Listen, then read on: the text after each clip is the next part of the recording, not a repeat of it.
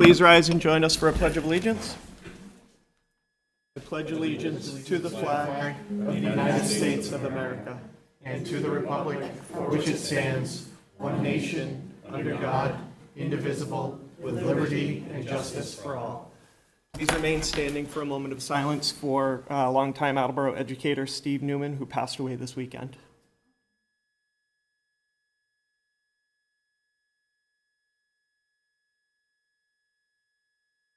Thank you.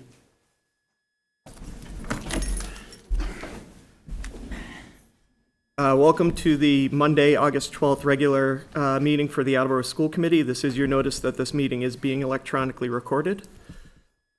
We will go ahead and start, as always, with the superintendent's report. Mr. Sawyer. Thank you, Chairman.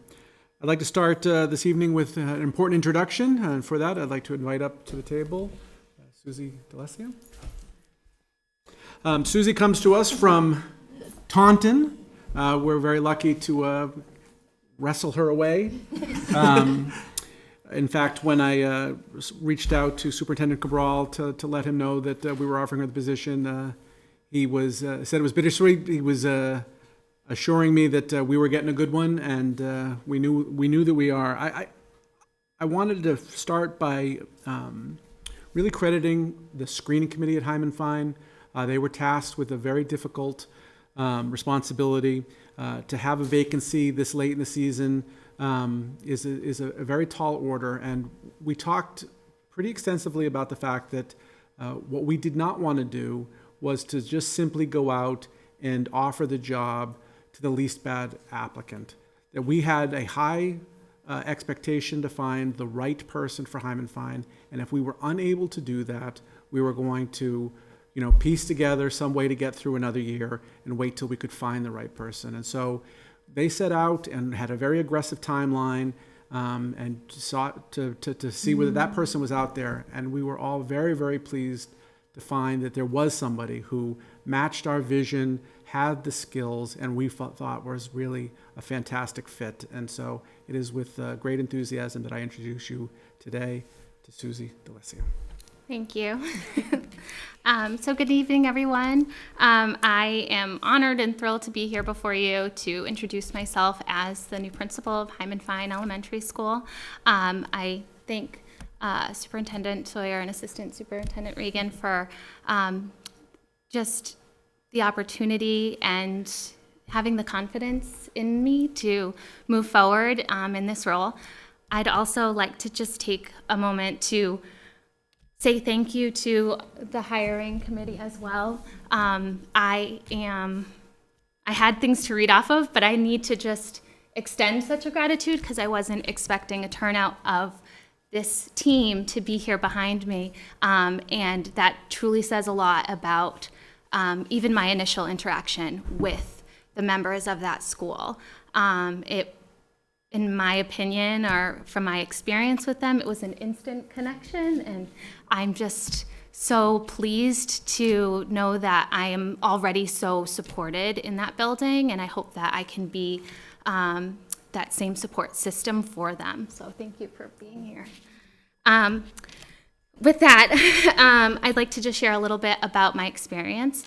I started my role as a second grade teacher in the Framingham Public School System, where I worked for 8 years with multilingual learners. That's where the majority of my teaching experience was. But I feel as though that experience led me to truly understand and think about or take thoughtful consideration to the needs of students, especially multilingual learners, but all students. In my role in Framingham, I was also provided some opportunities to move into, I want to say, like instructional leadership roles or opportunities where I could work within curriculum development, and it was there where I established this passion, or it was ignited within me that just told me that I loved curriculum and curriculum development and instructional leadership. And so from teaching, I moved into an instructional coaching position in Taunton. I worked in that role for 4 years, loved and enjoyed the sense of empowerment that I had when working with educators and having conversations with them around student success and instructional practices. And after that role, it led me to my last role as an assistant principal in the district, and it was a wonderful experience working in that role. Not only in the instructional component, but in a space where I felt like I was creating a culture and climate filled with joy and excitement around student success, but also just a place where students wanted to be every day. And so I am hopeful that I can bring those skills here to the Attleboro school system as well, and create for Hyman Fine a space where students love being there, they're excited to learn, they're excited to see their teachers every day, but that also can foster that joy and passion and excitement for learning and growth together. And the last exciting thing about being in this role is to being a resident here, now moving into a role where now I work and live, and can watch my child move through the system and have a better understanding or feel a sense of collaboration within the community. And so I'm really excited to embark in that. And so I just wanted to share a little bit about myself, and I thank you again for the opportunity to move into this space, and I look forward to working really closely with our leadership team and with the staff at Hyman Fine. So thank you, and I look forward to seeing you again soon. Excellent. Well, congratulations. Thank you. Congratulations and welcome. As you can see, and as you expressed, there is an exceptional community and family at Hyman Fine. So I think you're coming into a great spot, and it looks like you've already built up a good amount of support to help you transition well into the role. Anyone else from the committee? Mr. Bennett? Hi, thank you. Welcome aboard, first of all, and from your background, which I just got a little synopsis of, it seems like you're perfectly well positioned to help Attleboro a lot. And Thank you. I'm also glad to hear you're a resident. It's great to see Attleboro people working in the Attleboro schools. As an Attleboro guy and a child of someone who was an Attleboro resident and taught in the schools, I'm just happy to see that. So thank you. Thank you. Mr. Storrs? Thank you, Mr. Chairman. I want to point out that the search process is not an easy process, and the committee has to be dedicated, and they have to put a lot of time in, and I wanted to thank them for that. That's very important, so thank you all for how much you put into that, especially over the summer, so thank you. And the fact that so many of them showed up here tonight says a lot about who you are, and I think what you're going to be able to do for us, so welcome. Thank you. Anyone else? Congratulations and good luck. Thank you. Thank you very much. Thank you so much.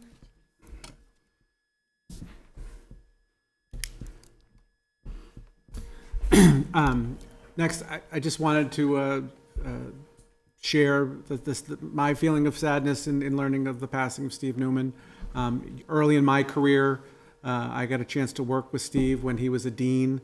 I remember seeing the Attleboro Teacher of the Year award on the wall in his office and asking him about that, and he said, yeah, the thanks I got for that is that they forced me out of the classroom.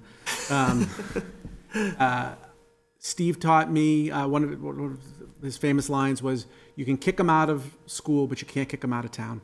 Mm-hmm. And his dedication to at-risk youth really was a formative part of my experience in learning what it meant to be an Attleboro educator. And so we've really lost a great one. If I could, sorry, if I could, he was a coach for me in high school, and similarly had a lot of impact on me and my siblings. So I'm sad to hear it as well. Yeah. Okay, so we've been quite busy. It's been summer, but Attleboro Public Schools is a city that never sleeps. Special ed wise, we just finished up ESY. That just finished last week. And I know that the special ed team has been working on its implementation of the state's new IEPs that are going to be used statewide. So they're busy getting ready for a successful implementation this fall. We had summer programming, as we do all summer, at all 3 levels, hundreds of students coming in for services of varying kinds, and those have just recently wrapped up as well. The Welcome Center has been very busy. We had our normally high volume of registrations this summer, and the good news there is that we're processing those registrations with increased efficiency, and we're getting good at handling the kind of numbers that we deal with in the summer, and those numbers are on track with how we normally experience them. For all of these things, we'll be doing our normal full report on the opening in September when we have the dust settles and we have finalized numbers. But right now, we're on track for a normal number of registrations. In HR, we're happy to report that we only have a handful of vacancies. We're doing better on that front than we have in years. Still have a few, but they're only in hard-to-fill areas, which is an ongoing problem both for the Attleboro Public Schools and all school districts. But we've made some real headway in getting our hiring done and being ready for the start of the school year. On the operations front, Mr. Furtado has explained to me that all of that train work that we've been doing in the district has really paid dividends, that because we've replaced those old systems, less work on maintaining those older systems has freed up time to do other kinds of projects that we've never been able to really get to during the summer. So it's been a very productive summer for the Attleboro Public Schools. For instance, one of the things that we're working on is some rug replacements. A lot of the rugs in our schools are old and well past their useful life, and to finally have some time to do a project like that is one of the ancillary benefits of some of the other work that we're doing. We've had very successful work this summer on our capital projects. We are excited that by October 1st, we plan to have every classroom in this district air conditioned, which was, a dream a decade ago. But through hard work of Mr. Furtado and his team, and support from the city, and a little bit of good luck from federal dollars, we're on the verge of finally getting there, and won't have to worry anymore about the buildings getting too hot, especially the early start of school years in September. We've often had some heat waves that have caused us trouble. So this is the last September that we'll even have to think about it. On the budget front, the budget's in place. The state passed their budget finally not too long ago. We've finished up for FY 24, and our projections on unexpected funds are falling right in line with what we've been talking about. So Mr. Furtado will be able to report on all of that in September. Transportation, we're expecting bus routes to be published for August 28th. I know that some people wish that we were able to produce those bus routes sooner than that, but I would remind everyone that this is the trade-off we make.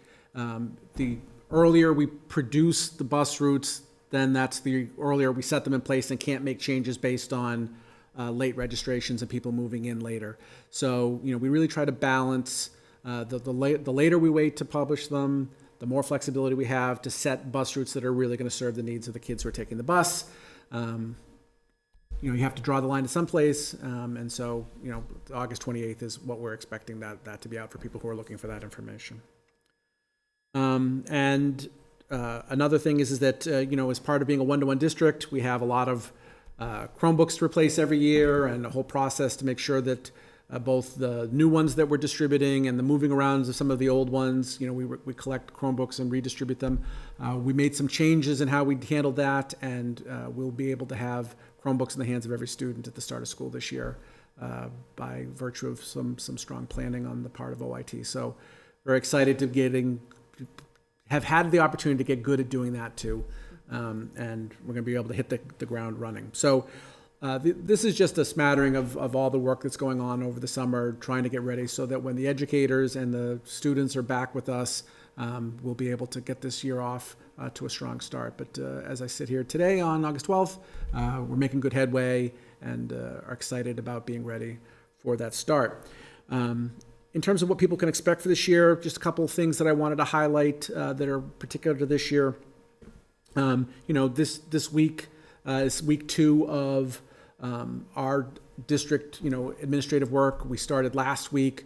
We're trying to, we are planning to have an excellent year. The 2 focuses that we want to highlight and we'll talk more about in the coming years, that we're really focused on having high expectations for all students and raising the quality of instruction. We have a real vision for what high quality instruction is in this district, and we want to work with our educators to ensure that every student in every classroom is experiencing that. So that's been the focus of our work with the principals and assistant principals, and we look forward to working with teachers to make that a reality. Another important thing that's coming this year is that it's the last year of our current strategic plan, right, 2025. So there'll be another planning year this year. Obviously it's the school committee's strategic plan, so we'll have a lot of work to do to engage both you and the community to ensure that our next 5-year plan, which we're very excited won't be an interrupted one like the last one was, will be another step in our progression of using strategic planning as a way to improve the district. It wasn't that long ago that we didn't even do strategic planning. And now it's really, I think, become an important tool that we use to ensure that we get where we want to go. We're always complaining about how we're underfunded and we don't have the resources that we need, which is very true. But we do amazing things with what we have. And the way that we get more out of limited resources is by having a good plan for where we're trying to go and how we're going to get there. The AC is a perfect example of that. We wouldn't be here now without a strong commitment and a sense of direction and purpose of what we were trying to accomplish. So our strategic plan is important to us, and we look forward to the development of another one. And then just on an operational thing, one more thing that I would mention, we're very excited that with the city support, we'll be buying security cameras for the rest of the district so that we'll have a system that matches the quality of the one we have at this high school, and will get us out from the security cameras that we had purchased sometime in the past that since then the State Department has told us we need to get rid of. So don't want to be spied on, and we're excited that we'll have a chance to upgrade that to both improve our ability to operate the district and to keep our students and staff safe. Came out firing with the first item on your on your list. Yeah. Any questions or comments from the committee from Mr. Larson? I just have a comment. I'm going to pull the curtain back on you a little bit because some of you know or some of you don't know. I end up wandering in to see Miss Nelson 2 or 3 times a week, and so I can see what's going on inside the building when the rest of the world isn't looking. And last week was amazing to watch. Went by this room a couple times, and it was filled with all the district administrators. Mm-hmm. And watching them interacting with each other. They were in small groups at one point. They were in other forums at other times. And just seeing them all together with the superintendent, with the assistant superintendent, the rest of the leadership, just, you could picture that they're all on the same page, everybody's heading in the same direction, and I know I've taken it for granted sometimes, but we really have an amazing group running the district for us, and just wanted to pull the curtain back on that and just say thank you. You guys do a great job. And that group has certainly grown over the last few years, Mm-hmm. so that so a lot more of that work is getting done. But more often than not, when groups get larger on projects, it makes things a little bit more hectic. But you could see, and there was an interaction of, newer administrators, seasoned administrators, all working within different levels in small groups. So it was great to watch. Mr. Bennett. All right, thank you. I think this is probably pretty simple, but there was a article in the paper a couple of weeks ago about the gunshot detectors over at Coelho, and someone had asked me about that because the article in the paper said it was a failed battery and a sensor or something like that. And I wanted to get just straight from the horse's mouth, so to speak, what happened and if gunshot detectors go off in the end of July, it's a bad thing. But if they weren't off on like the first day of school, obviously we all know it would be substantially worse. I just want to see if we can clear up sort of what happened and Yeah. what's our So position going forward. I can understand some people in the public's perspective that the fact that it happened this summer made it less of an issue, but it actually made it worse rather than better because this was the second time that we had a false alarm in the gunshot detection system. The first one didn't get this kind of attention because it did happen on a school day with students in the building, but because staff were there, we were able to identify it as a false alarm so quickly that it did not result in the kind of reaction that we saw at Coelho. Because there was nobody at Coelho, we had the reaction that we had because there was no one there to verify or to, rule out the fact that it was a false alarm. So counterintuitively, it not being a school day is actually what led to it being treated that way because there was no way to know otherwise. So that point aside, I think there's an important distinction that has to be made here, which is that while the gunshot detection system is in the schools and it's about keeping our staff and students safe, it is owned and operated by the police department, right? And that's because ultimately this is about police response time. Right. As we've talked about many times, there is no, and nobody likes the fact that this is true, and I don't like it either, but there's no way to prevent someone who's committed to doing harm to work around whatever kind of systems we put in place to try to prevent that. And so the biggest factor in what kind of a problem we're dealing with is how quickly the police respond. And as we saw, the biggest problems happen in other places when that response time is delayed. So the gunshot detection system is really about the police being alerted as quickly as possible and getting there as quickly as possible. And again, on that front, the incident Coelho proves that that system is working for us. As for exactly, what went wrong, it's the police's system, so I don't think it's really the part of the school department to speculate or to get into the details. I know that there are batteries in the system that do have to be replaced, but there are batteries that die on the sensors with some regularity, and that does not cause the false alarm. So the fact that we were told that there was a faulty sensor involved makes sense to me because it would have to be more than just a battery, because batteries dying in that system is part of what goes on normally, and they get replaced when there's a low battery indicator. So it seems to me there would need to be more than that. So what you mean is that the police are on top of it, and whatever needs to be done is going to be done. That's kind of what I'm hoping to hear, right? As far as we know, right? Yeah, they're maintaining the system, and I have every reason to believe that is ongoing. Yeah, I would expect that too. I just wanted to, Yeah.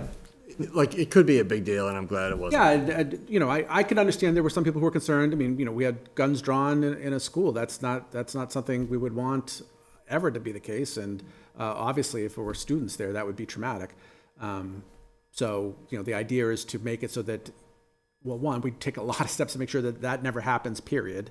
But if there's another alarm, there's procedures in place to ensure that that's not going to be the reaction if it's a false alarm. And I think two other things to consider here. One being the police response time, not even their response time, the police response was remarkable. They didn't waste any time going into the building. They had the area secured. You couldn't get down Brown Street from Route 1 or, I'm blanking on the name of the other end of the street. Anyway. Mendon, thank you.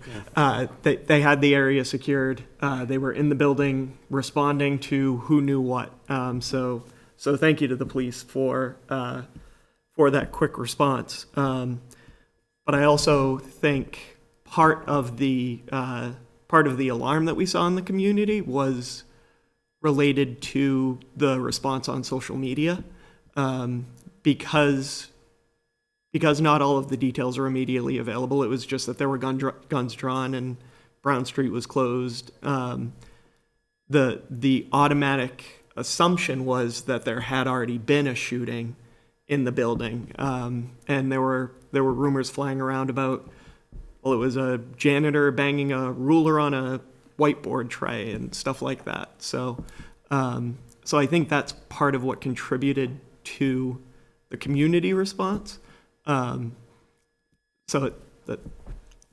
my thought. I'm just exceptionally grateful to the police for their response and confident that that would be a response if students were in the school as well. Absolutely. Mr. Storrs? Thank you, Mr. Chair. I think you implied to it, but I just want to make sure that it's put out there. Is it correct to say that the company who installed the equipment came in, took a look at everything, they did their maintenance, they did their checks and everything, and they're the ones that ultimately just found that it was a bad sensor? That is my understanding, but, to be clear, when we're talking about the maintenance of the system, they're not reporting to the school department, so, we don't have the same ability to speak to that as we would work being done by our vendors. But that is your, at best, understanding. I can say confidently that they were Thank brought you. in to look at that. Appreciate it. Mr. Domenici? I'm going to switch gears. I have a comment and a couple of questions. My comment is, hearing that we're going to be funded for all the camera replacements for the buildings, because before we went to break, our last subcommittee meeting for infrastructure, we were going to get most, but we weren't sure if we were going to get all. So I am appreciative to the mayor and the city administration for being able to work with you to find the funding for everything so that every building is on equal footing and it'll be connected. Just another way to try to have as much safety within our district as possible. So that's my comment. My questions, first one, and I'm looking at Mr. Furtado. I know we have an item to talk about a little bit later for Studley, but we had a lot of work going on over the summer. And I guess my quick question is everything else aside ready to go for the start of the school year? Is there anything else that's moving out a little bit? No, we don't have any anticipation of not being ready for the start of the school year. Everything will be done in operation. That's good news. And that leads to my second question. I might be a little off, but we're starting school on Tuesday, September 3rd, which I think is also a primary day. So first day of school and primary, how do we feel confident and ready to go, prepared for that? We're certainly confident that it's suboptimal. I mean, primaries might not necessarily Yeah, I mean, get as much volume, but on the first day of school, I think there's... luckily, we got a chance to practice this a bit in the 3 schools last year, and so we have good plans in place. It's going to be lower turnout than the March primary was, so, I think we have a good baseline as to what to expect. We've had a chance to get the routines down. We're as ready as we're going to be. No one would draw it up this way, but we are ready. Okay. Just the timing of day one is, I Yeah, found... it couldn't be worse. Correct. Thank you. Those are my questions. So I think this is a great opportunity to remind the community that if your polling station is in one of the school buildings, you should plan to come to vote either, depending on the school, very early in the morning or midday or sometime in the evening to avoid the high traffic of school pickup, drop off, and the disaster that all of that is on the first day, regardless of how well the administration plans. Yeah, I mean, we'll support getting out the word as to when arrival and dismissal times for those schools are, so that people can do their best to avoid that. But some people say I got to vote when I got to vote, and they have that right, and we certainly make accommodations for people as best we can. But yeah, it's harder to do that during those 2 periods. Thank you. The only other question I had, it wasn't necessarily related to opening, but back in the spring, I think it was March or April, we had approved for the administration to go out for bid on essentially an operational assessment of all of our facilities and grade levels, et cetera. Is there any update as to where that process stands in terms of in terms of receiving bids, and I know we had interviewed two. The bids are out, like, we can and then we bring it to discuss what Coming in September. Excellent. Or they're due September. Excellent. Thank you. I was just curious as to when we could expect to hear more about it. Thank you so much. Any other questions or comments about the opening update? Thank you. At this time, I'll call up Mr. Furtado for 3 quick items.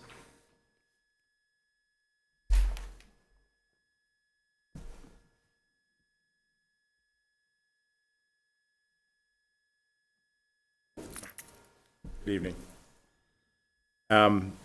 Relative to the work we're doing this summer and some work we had attempted to do in the spring, I'm going to request a couple of things from the committee. First of all, we had to go back out for our landscaping grounds contract. The first go-round, we disqualified 2 bidders, and they appealed to the state, and the sort of agreed upon process was to go back out rather than hold hearings and over the dispute. So we had to restructure the contract a bit to prevent the continuation of folks coming in and submitting bids that weren't realistic. So because of the process, those unrealistic bids won the process, and then we were kind of saddled with poor performance after that. So there was a minimum hours requirement put in the new language. We also, rather than do a 3-year contract, did a 1-year contract. The purpose of that was to make the investment in getting the equipment necessary for the work more difficult, to sort of cull down the irresponsible bidders.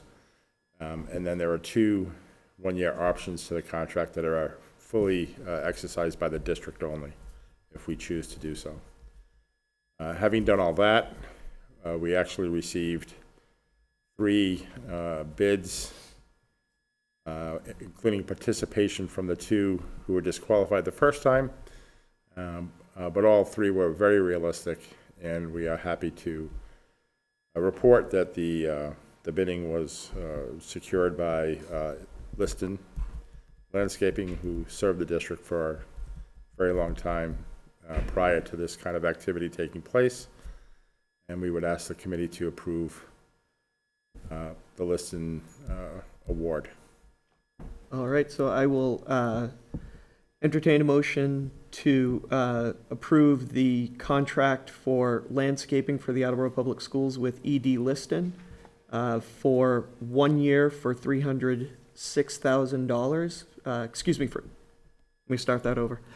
I will entertain a motion for the Attleboro Public Schools to enter into a contract with E.D. Liston for landscaping for the remaining 11 months of FY 2025 for $306,000, with options for 2 1-year continuations for fiscal year 26 and fiscal year 27, as presented. So moved. Second. All right. Any discussion or questions for the administration? Yeah, just, Mr. Storrs? you just kind of summarize what areas, what fields, and what total areas this contract covers. It's all of our schools and this whole campus. It's everything that's grass, essentially. Including all the fields at every school. Yep. Except Willett, right? Isn't Willett Except for the Willett, the dimple? field, yes. Field. Yes. That Which is field in front of controlled by the Willett? city. Yeah, yeah. The Hill, just to verify, the Hill Roberts Field is under this contract. It's not, that one's not controlled by the city? I thought it. That is not, no, we Thank you. haven't. Any other questions or comments? All those in favor? Aye. Opposed? Thank Motion you. passes. Second is a lease for Canon production machine that is used by our graphics department in CTE. The machine he currently has, the lease is on the verge of expiring. It's the end of its useful life.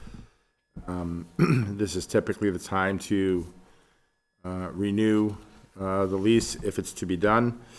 And Mr. Ramos negotiated a new lease agreement for a higher performing device with, a very modest reduction in the monthly cost for the equipment. All right, so I'll entertain a motion for the district to approve a 60-month lease agreement for a CTE graphic design color copier with a monthly lease charge of $1,411. So moved. Second. All right, any questions or comments for the administration? Mr. Bennett? I must be misreading this. It says the monthly lease charge of $1,411 represents a slight decrease over the current monthly payment of $40. By 40. By 40. Yeah, the current lease is $40 higher than the 1,400. Sorry, that's. Oh, okay, all right, it doesn't read that way, but that makes perfect Yeah, sense. All right, thank you. Same thing. I thought I was maybe had flunked math myself. It's not my forte, so. Mr. Storrs? Thank you, Mr. Chair. So how many units does this actually cover, the 1,400 a month? It's a single machine, but it's a very high volume, high production machine that he does quite a bit. I'm almost dare to say all of his production work on for both the class and for whatever retail business he drives into his shop. So, just a question. Do we know what the cost would be to buy it new and own it ourselves, and what the maintenance and operational costs would be associated with it? In other words, if we wanted to go that route, would it be worth it? Yeah, the lease payment includes any maintenance. Yep. Typically, the non-paper supplies, staples, and that sort of thing. Yep. It's a color machine, which is why the price is so high. Sure. I want to guess it's somewhere between 30 and 40,000 to buy. It's a pretty high-end machine. But I don't think we looked at I purchasing mean, it. from what I'm hearing is that, a 1-year lease would be about 18,000, give or take. So, and we're doing 60 months. If it's a 30,000, I mean, is that not something we should be thinking about in the future? Maybe not now, but something to think about for the future? Yeah, I can, what I'll do is I'll ask Dan to get me a quote on the purchase. And so we can look at that and know where it stands. All options are always worth looking at, that's Yeah, all. yeah. Mr. Larson? The only thing you would have to add back into that number would be the consumables 100%. and maintenance. Maintenance, yep, 100%. And then the cost of downtime, waiting. Totally agree with everything you're saying. I've been told by someone in that business that when the repair orders come in, they take care of their leases first, and then Yeah. everybody else is in line behind that. And so, I mean, it just, Yeah, oh yeah, definitely, yeah. IT, nobody likes printers. They're always breaking and they always need to be replaced. So leasing them always struck me as a good idea. And especially something as high volume as this. Yep. Yeah, I think Mr. Ramos is very, very happy with Canon's response to his needs, especially in times when the machine isn't functioning, which is why he's sticking with him in this transition. Any other questions or comments? All right, all those in favor? Aye. Aye. Opposed? Motion passes. Thank you. Finally, when we engaged Train in the second phase of the air conditioning work at both at Thatcher and Willett, it came to our attention. I should have known this. I did not know this. When we did all of our work at Studley, 10 rooms were excluded from that whole upgrade. That was not necessarily run by me. That was run by our electrician at the time. And It was not disclosed to me that we were excluding classrooms. That wouldn't have made sense to me. That probably wouldn't have happened if that were the case at that time. But, and as a matter of fact, when the folks who were in those rooms came to the superintendent and said, you know, we have some problems with air, you know, I think my first reaction was, that's not possible. What was his reaction? And, you know, we found out that it absolutely was. Again, with the, we had funding to address that.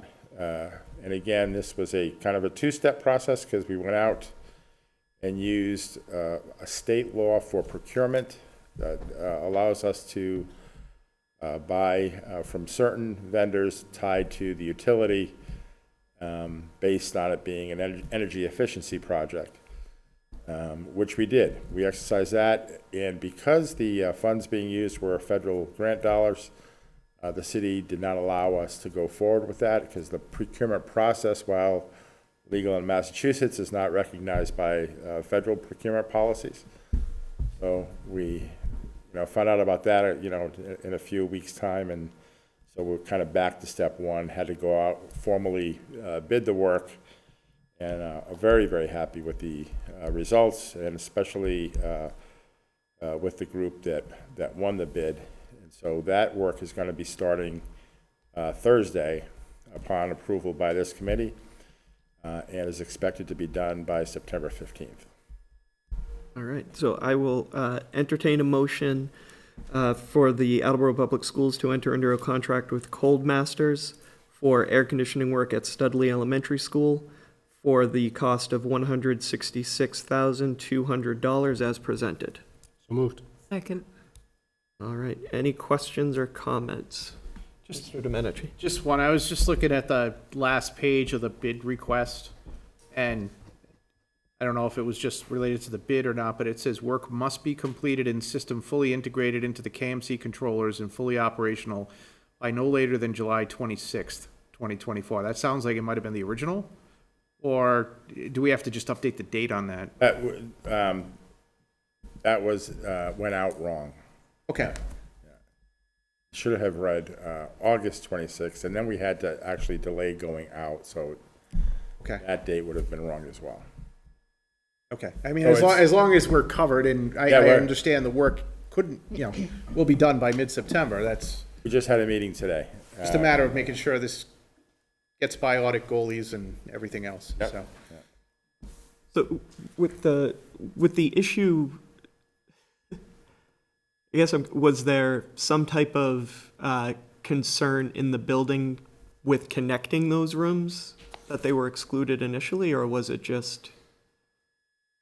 I again, in the discussions I had when I found all this out, was that they felt they didn't have the funds to do the work. Nobody asked, of course, but that was their heartfelt belief. So is it a section, because I know there's those retrofitted classrooms along the front of the building, and the gym is retrofitted. Was it just that those were the furthest parts, or? It's those 8 classrooms in the front, out in the atrium area. Yeah. They just couldn't run duct to get there, and had strong questions about the remaining capacity in the system to address that need, as well as the art and the music room. So we are not only obviously running duct work, but we're providing additional capacity. So the only concern that they couldn't run the ductwork before was just related to funding. It wasn't anything with the because that's retrofitted. It's not structural, right? It was, the cost would be so significant they felt they couldn't do it. Okay, thank you. So they didn't bring it up. Ms. Johnson? Thank you, Mr. Geddes. So, and my apologies if this was in there and I overlooked it. Do we know what the additional cost? So, how do I want to phrase this? If we had included this work in the original bid, would these 10 rooms have cost more or less than the 166? The other work where they were excluded was, I don't know, 5, 6, 7 years ago. It was not recent. Okay. Any other questions? All right, all those in favor? Aye. Opposed? Motion passes. Congratulations, Mr. Keevan. Well done. Shoot, I did have one question. We can ask it post, because I still approve the motion. By the 15th, so there is going to be a little bit of time where school's open while work may be going on. Is that going to be, how is that going to disrupt the classes? Again, we had a meeting today, so what they're going to do is they're going to address the interior of the building first. They're pretty confident they'll get done with that by the 1st of September. And then all the rest of the work will be external, both on the roof.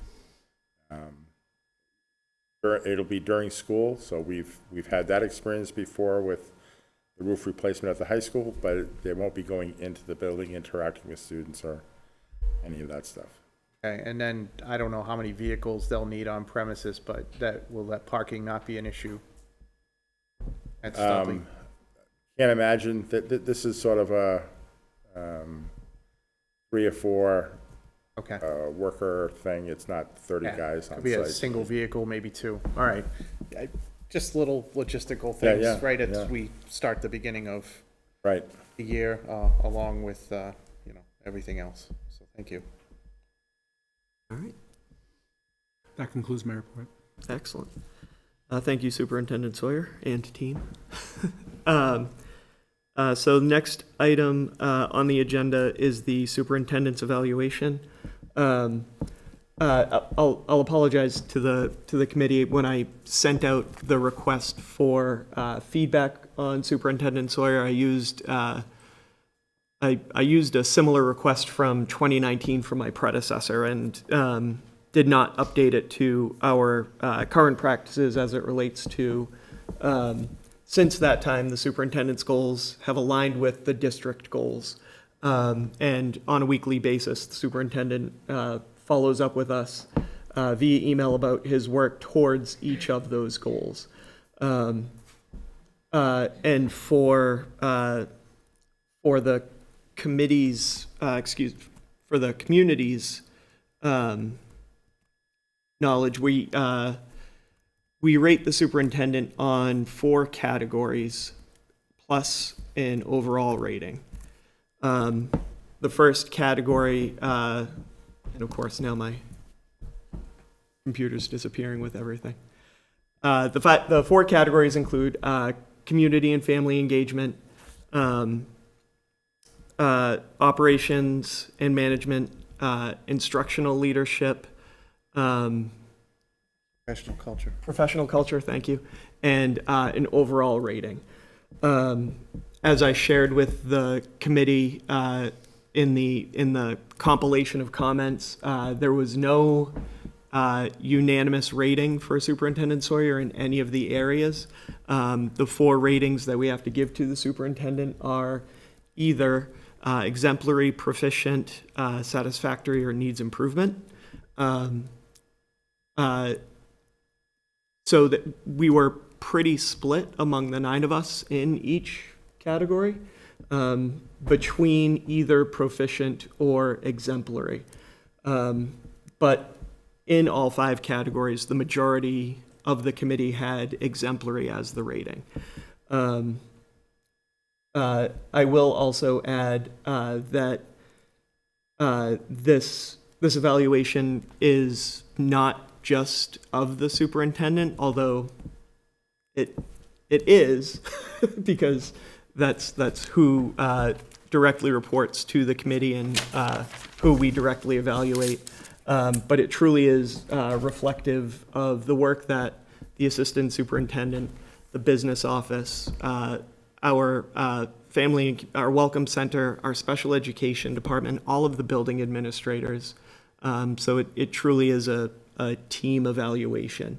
And it's safe to say that the committee is confident and comfortable and very happy with the work that is being done in the district under superintendent's leadership.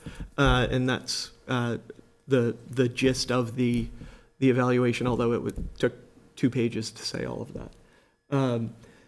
So does anybody have any questions or comments on the evaluation that was presented. Sure. I'll Mr. start. Domenici? So unlike a lot of you on the committee, I've never known a time on school committee where we didn't have Superintendent Sawyer. So I was spared, I've been spared the process of trying to hire a superintendent. I can't speak for any of you, but I've heard enough of the stories in just how catastrophic that can be if you don't get it right. So from my perspective, Dave, I'm thrilled that this committee has, in my opinion, gotten it right and continues to get it right. I couldn't be happier with the quality of work and professionalism that we see day in and day out. The just increased, I don't know, the increased spirit of the entire district, the excitement. Mr.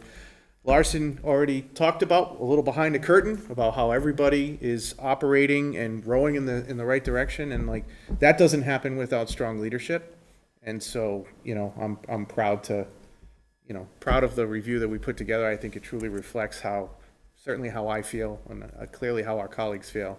And, you know, hope we get to continue to do these for many more years to come.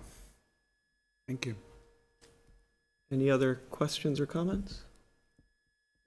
Mr. Storrs? So I'll speak from the other side of it. I've served and had 3 superintendents in my duration as a school committee member, and I think it's very safe to say that Gonna go way out on a limb here, aren't you?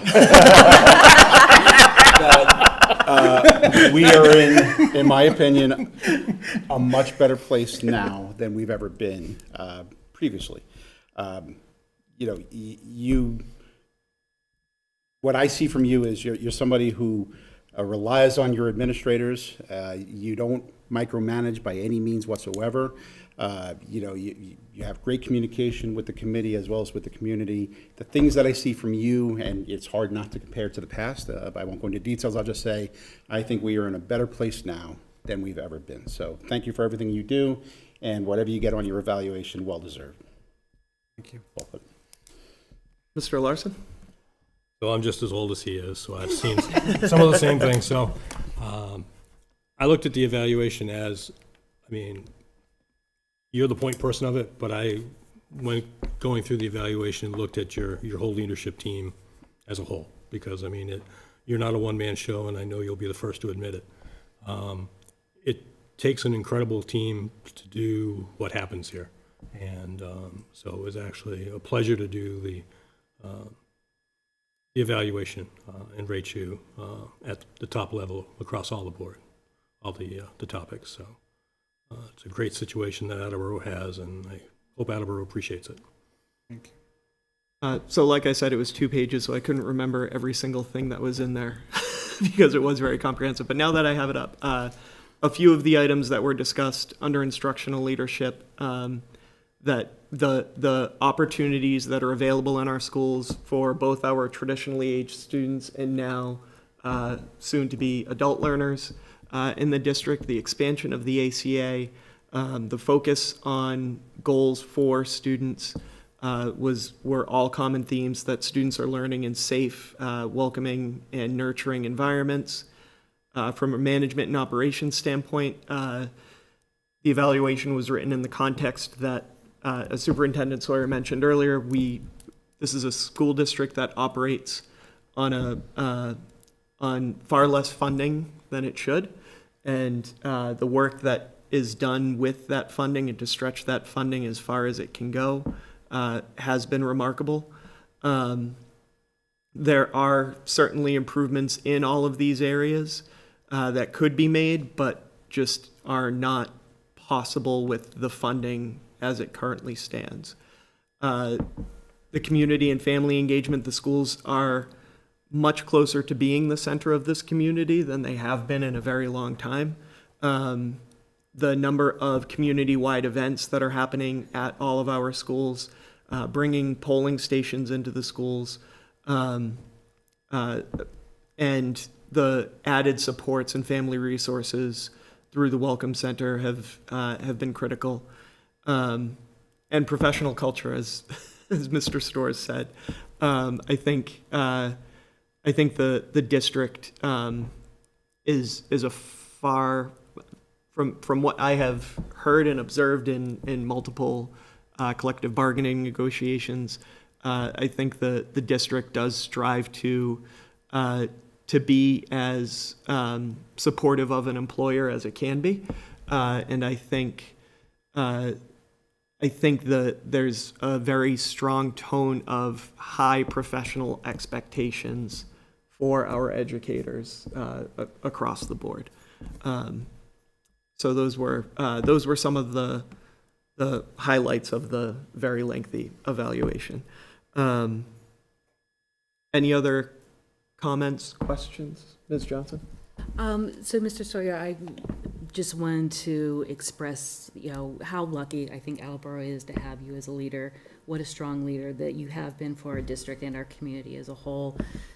You have to juggle the short game and the long game, the day-to-day, plus how is this going to impact us in the future, in years, or even sometimes generations down the road. And I've always been impressed with, while you are a strong leader, you are also a humble leader. And I see you working on continuous self-improvement when something arises that we haven't prepared for, because as much as you can prepare, the unexpected is always going to happen. And how you can draw from your well of experience, but you've built such a strong team around you, and will pull from their experiences as well. And then after the fact, review to see if there's anything that we could do to make it better for next time. And I think that's a wonderful thing to lead our district with. So, a wonderful example. So I just wanted to make sure that got out publicly. Thank you. Welcome. Any other questions or comments? All right, so I'll entertain a motion to approve the superintendent's evaluation as presented. So moved. Second. Any other discussion? Sorry, I went a little out of order there. All those in favor? Aye. Opposed? Motion passes. Congratulations and thank you, sir. Thank you. Next on the agenda is approval of the minutes from our June 17th, 2024 meeting. I'll entertain a motion. So moved. Second. Any questions, comments, edits to be made? All right, seeing none, all those in favor? Aye. Opposed? Motion passes. Consent items, we have 5 items to approve tonight. If there's no concern, I'll take all under one motion. All right. Motion to accept a payment in the amount of $36.30 from Bay State Textiles to Hill Roberts Elementary School. Motion to accept the contractual obligation in the amount of $69.50 from Planet Aid as broken down in the check receipt dated June 14th, 2024. Motion to accept a donation in the amount of $19,800 to Hyman Fine Elementary from their PTO to purchase 6 interactive televisions. Motion to accept the contractual obligation from Shutterfly LLC in the amount of $218.54 to the Thatcher ELC Center Gifts donation line. And motion to send to the Municipal Council for approval a prior year invoice in the amount of $33,618.21. So moved. Second.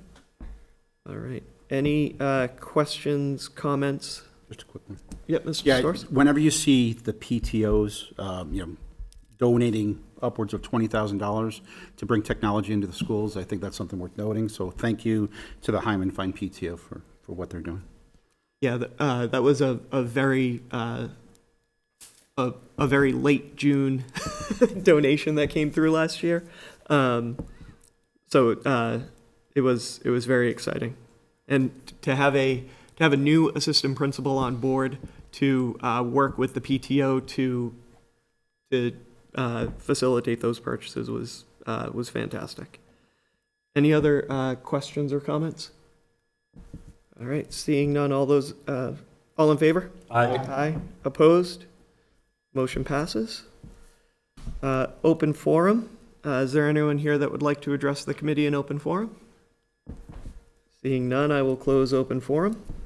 As far as upcoming meetings go, policy and personnel, will be meeting both on August 19th, 2024 and September 9th, 2024. On September 11, 2024, the Finance and Budget Committee subcommittee will be meeting. And our next full committee meeting will be Monday, September 16th. Any other new business or updates?